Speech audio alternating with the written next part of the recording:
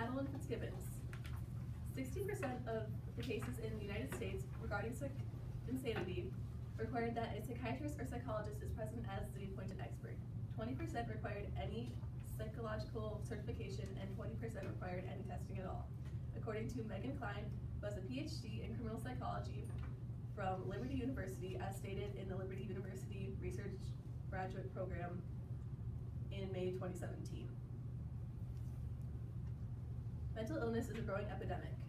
1 in 5 Americans will suffer from a mental illness. Everyone in this room will either experience it personally or will come into contact with someone who has. The insanity defense should not be abolished. First, I will discuss the background and the definition of the insanity defense. Next, I will discuss the problems with the current protocol. And lastly, I will discuss some solutions to those problems.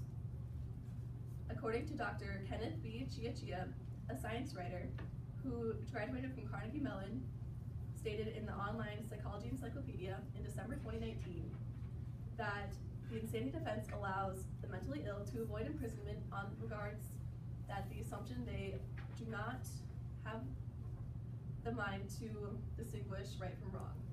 But how do we determine if someone is sane or not? There have been numerous tests developed to determine this.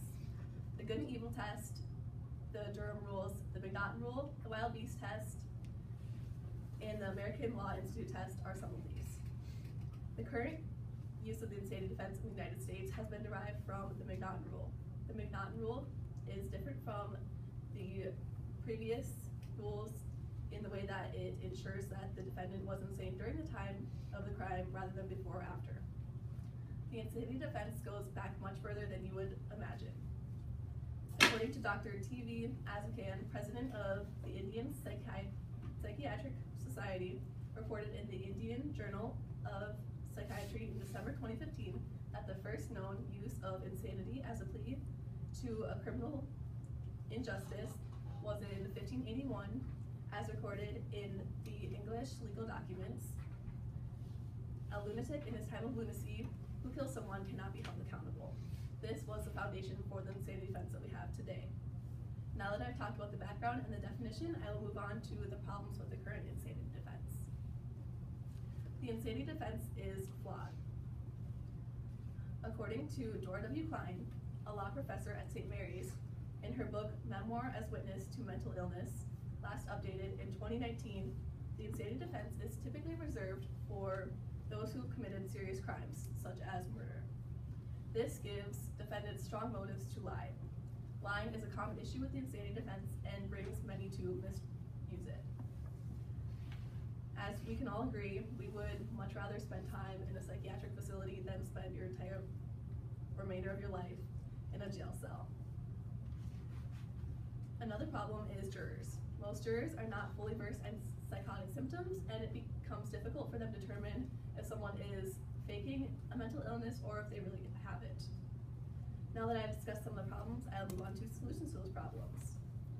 An obvious solution would be bringing in professionals to these cases, while still having jurors. As I earlier stated, only 60% of cases require that a psychiatrist or psychologist is present, let alone an entire board of professionals. If we were to appoint professionals to these cases, they would be able to have the jurors consult with them if they have any questions on the workings of the mind. Another problem most people have with the insanity defense is that there's no physical proof of insanity. There have been developments in neurotechnology that can help with this. fMRIs have been recently used to show deception detectors.